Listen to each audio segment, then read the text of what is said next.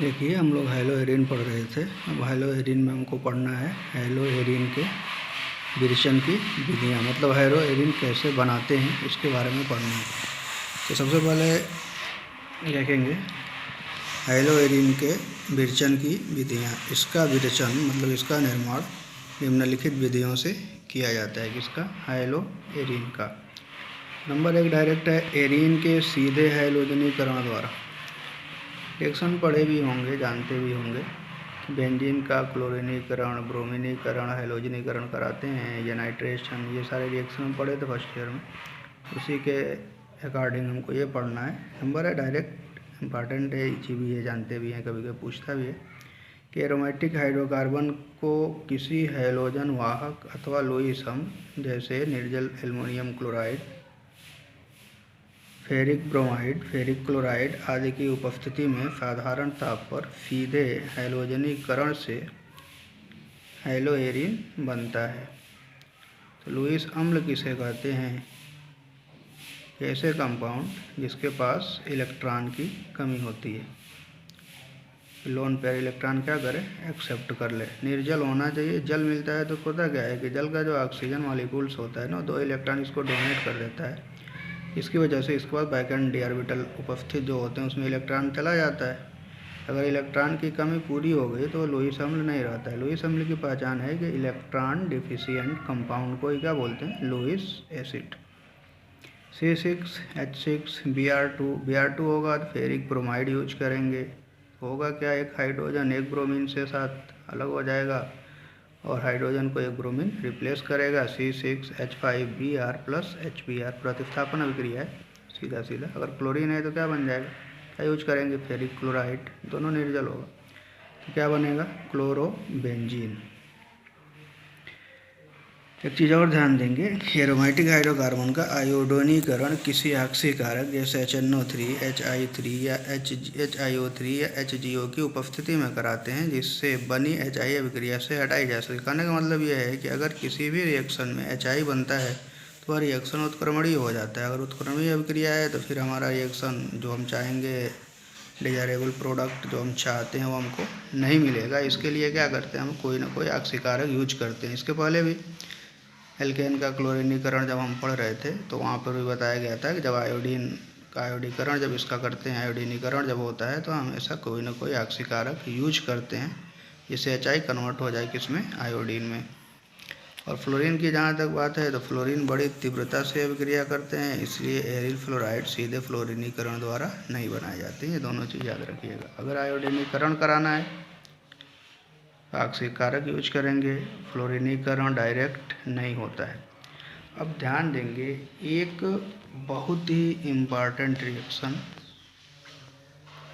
Aromatic hydrocarbon के संबंध में बहुत ही इम्पॉर्टेंट रिएक्शन है कि अगर इस रिएक्शन के जरिए ये रिएक्शन हमारा तैयार है, इससे जो हमको प्रोडक्ट मिलेगा, इस प्रोडक्ट से हम maximum number of compounds direct बना सकते हैं। इसमें इम्पॉर्टेंट रिएक्शन सबसे क्या है? डाईएजोटीकरण अभिक्रिया। डाईएजोटाइजेशन रिएक्शन किसे कहते हैं? बहुत इम्पॉर्टेंट रिएक्शन है, याद कर लीजिएगा, हर चैप्टर में यूज होगा। एनिलीन के हाइड्रोक्लोरिक अम्ल में बने हिमकारी विलयन पर सोडियम नाइट्राइड के ठंडे विलयन 273 से 278 केल्विन टेम्परेचर, मतलब 0 से 5 डिग्री सेंटीग्रेड की अभिक्रिया से बेंजीन डाइजोनियम क्लोराइड बनता है। यह अभिक्रिया डाईएजोटीकरण अभिक्रिया कहलाती है। एक बार और देखेंगे, बहुत ही इंपॉर्टेंट रिएक्शन है, याद कर लीजिएगा, शॉर्ट नोट भी पूछता है। और ये बनाना हमको आएगा तो इससे maximum number of compounds aromatic बना लेंगे। एनिलीन के हाइड्रोक्लोरिक अम्ल में बने हिमकारी विलयन, मतलब एकदम ठंडा विलयन होगा, हिमकारी विलयन पर सोडियम नाइट्राइड के ठंडे विलयन 273 से 278 केल्विन की अभिक्रिया से बेंजीन डाइजोनियम क्लोराइड बनता है। यह अभिक्रिया डाईएजोटीकरण अभिक्रिया कहलाती है। तो सोडियम नाइट्राइड और HCl का रिएक्शन टेम्परेचर ये होगा तो क्या बन जाएगा? दोनों रिएक्शन कराएंगे तो आयन एक्सचेंज करो, सोडियम का क्लोरीन के साथ सोडियम क्लोराइड, हाइड्रोजन का नाइट्रोजन के साथ नाइट्रस अम्ल HNO2। Reaction C6H5NH2 plus HNA2 एक और HCl यूज करेंगे, C6H5N2Cl plus 2H2O। Benzene diazonium chloride, benzene diazonium salt लवण है, benzene diazonium chloride C6H5N2Cl plus 2H2O। दोनों को ऐड करते हैं अगर हम डायरेक्ट ऐसे भी लिख सकते हैं C6H5NH2 plus NaNO2 plus 2HCl equal to C6H5N2Cl plus 2NaCl plus 2H2O, ये कैंसिल हो जाएगा। ठीक है, यही रिएक्शन है हमारा डाईएजोटाइजेशन रिएक्शन, डाईएजोटीकरण अभिक्रिया। अब benzene diazonium chloride compound formula C6H5N2Cl याद रखिएगा, इसी से अब हम बनाएंगे डाइजोनियम समूह। N2Cl को बोलते हैं डाइजोनियम समूह। डाइजोनियम समूह को का प्रतिस्थापन करेंगे और आगे हम जो कंपाउंड चाहेंगे हम बना लेंगे। तो दूसरी विधि क्या है, इसी से हम बनाते थे, इसलिए पहले हम इसको जानना जरूरी था हमारे लिए। तो डाईएजोटाइजेशन रिएक्शन किसे कहते हैं, तो ये याद रखिएगा, direct C6H5NH2 plus NaNO2 plus 2HCl, temperature 0 से 5 डिग्री सेंटीग्रेड, क्या बनेगा C2H5N2Cl plus NaCl plus 2H2। हमको इससे मतलब नहीं, हमको डायरेक्ट मतलब किससे, C6H5N2Cl। तो पहली विधि क्या था, एरीन के सीधे हैलोजनीकरण द्वारा। दूसरी विधि क्या है, डाइएजोनियम समूह के हैलोजन द्वारा प्रतिस्थापन से, क्लोरीन या ब्रोमीन द्वारा प्रतिस्थापन करा देंगे। तो इसमें सबसे पहला रिएक्शन आता है, बहुत ही इम्पॉर्टेंट रिएक्शन, हर साल क्वेश्चन कोई ना, दोनों में से कोई ना कोई एक क्वेश्चन जरूर पूछता है। पहला है गाटरमैन अभिक्रिया। गाटरमैन अभिक्रिया, बेंजीन डाइजोनियम क्लोराइड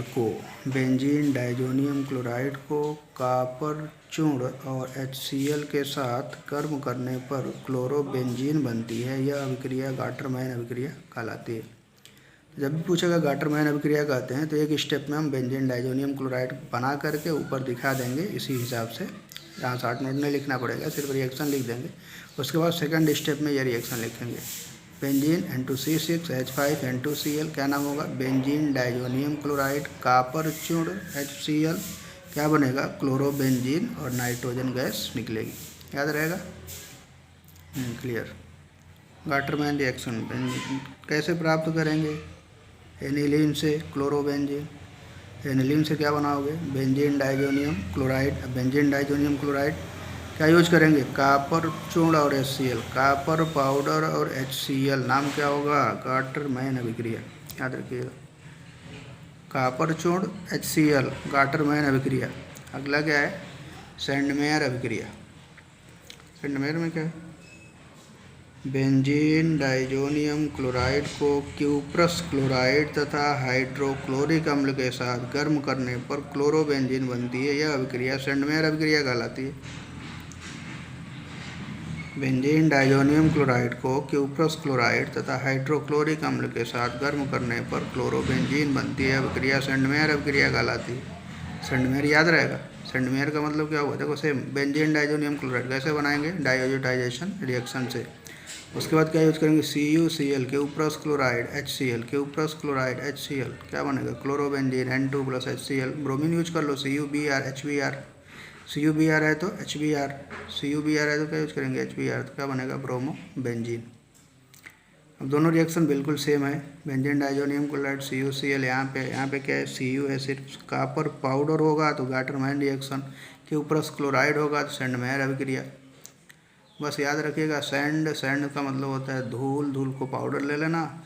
अगर पाउडर फार्म है तो गाटरमैन, मतलब अगर जहाँ पे पाउडर वाली बात हो, कॉपर चूर्ण गाटरमैन। सैंडमेयर है तो सैंडमेयर में पाउडर नहीं, सैंडमेयर में क्या यूज करेंगे, क्यूप्रस क्लोराइड। सैंड का मतलब होता है धूल, पाउडर, धूल को पाउडर से समझ लो, पाउडर। कॉपर चूर्ण, कॉपर पाउडर, तो कॉपर पाउडर होगा तो गाटरमैन होगा, और कॉपर पाउडर नहीं होगा मतलब क्यूप्रस क्लोराइड होगा तो क्या होगा, सैंडमेयर। उल्टा पढ़ेंगे, copper powder Gattermann, cuprous chloride Sandmeyer अभिक्रिया। दोनों रिएक्शन इंपॉर्टेंट है। अगर आयोडोबेंजीन बनाना है तो क्या करेंगे, बेंजीन डाइजोनियम क्लोराइड बनाएंगे डाईएजोटाइजेशन रिएक्शन से, और आयोडीन,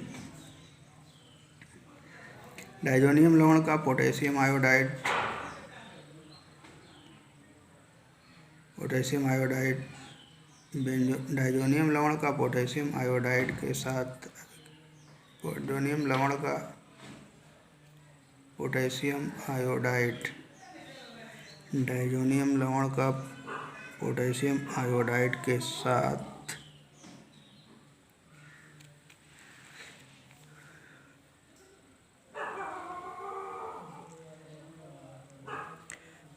डाइजोनियम लवण की पोटेशियम आयोडाइड के साथ क्रिया कराने पर आयोडोबेंजीन बनती है। डाइजोनियम लवण की पोटेशियम आयोडाइड के साथ क्रिया कराने पर आयोडोबेंजीन बनती है। Potassium iodide KiN2Cl benzene diazonium chloride. क्या करना है, Ki से ट्रीट करा दो, रिएक्शन करा दो, हीट कर दो, क्या बन जाएगा, आयोडोबेंजीन। एक और इम्पॉर्टेंट रिएक्शन, तो क्लोरोबेंजीन ब्रोमोबेंजीन बनाना होगा तो या तो गाटरमैन अभिक्रिया यूज करेंगे या सेंडमेयर अभिक्रिया यूज करेंगे। अगर आयोडोबेंजीन बनाना है तो बेंजीन डाइजोनियम क्लोराइड का रिएक्शन Ki से करा दो। एक है बाल्ज-शीमन अभिक्रिया, बहुत ही इंपॉर्टेंट रिएक्शन ये भी है। अब इससे फ्लोरोबेंजीन बनाते हैं। तो डाइजोनियम लवण और फ्लोरोबोरिक अम्ल की अभिक्रिया से प्राप्त डाइजोनियम लवण और फ्लोरोबोरिक अम्ल की अभिक्रिया से प्राप्त डाइजोनियम बोरोफ्लोराइड को गर्म करने पर फ्लोरोबेंजीन प्राप्त होती है। यह अभिक्रिया क्या कहलाती है, बाल्ज-शीमन अभिक्रिया। तीनों रिएक्शन इंपॉर्टेंट है, गाटरमैन, सेंडमेयर और बाल्ज-शीमन अभिक्रिया। रिएक्शन क्या है, benzene diazonium chloride fluoroboric acid HbF4 नाम क्या होगा, फ्लोरोबोरिक एसिड। रिएक्शन कराएंगे तो क्या हो जाएगा, N2, ये HCl बाहर निकल जाएगा, क्या बन जाएगा, N2BF4 डाइजोनियम बोरोफ्लोराइड। गर्म कर दो, अलग निकल गया नाइट्रोजन, BF3 अलग हो जाएगा, क्या बनेगा, फ्लोरोबेंजीन। तो क्लोरोबेंजीन ब्रोमोबेंजीन बनाना है तो कौन सा रिएक्शन यूज करेंगे, गाटरमैन अभिक्रिया या सेंडमेयर अभिक्रिया। आयोडोबेंजीन बनाना है तो Ki से रिएक्शन करा देंगे बेंजीन डाइजोनियम क्लोराइड का। फ्लोरोबेंजीन बनाना है तो बाल्ज-शीमन अभिक्रिया यूज होगा, याद रखिएगा इसको, खूब ध्यान से एक बार दो बार पढ़ लीजिएगा, याद हो जाएगा। तो डाइजोटाइजेशन रिएक्शन हमारा तैयार होना चाहिए। करना क्या है कि एनिलीन का रिएक्शन HNA2HCl से 0 से 5 डिग्री सेंटीग्रेड पर कराते हैं तो क्या बनता है, डाइजोनियम साल्ट बनता है। उसी डाइजोनियम साल्ट से हम मैक्सिमम नंबर ऑफ कंपाउंड बना लेते हैं। अगला है हुंसडेकर अभिक्रिया से, ये तो पढ़े थे। हुंसडेकर अभिक्रिया क्या करते हैं, एसिड का सिल्वर साल्ट लेते हैं, ब्रोमीन से रिएक्शन कराते हैं या क्लोरीन से रिएक्शन कराते हैं कार्बन टेट्राक्लोराइड की उपस्थिति में। तो ये नेम रिएक्शन लिखा है जो कि एल्केन वाले में, तो सेम वही है। वहाँ पे अगर एथेनोइक एसिड बनाना, एथेनोइक एसिड से मतलब एथिल क्लोराइड एथिल ब्रोमाइड बनाना है तो क्या यूज करते थे, C2H5COAg।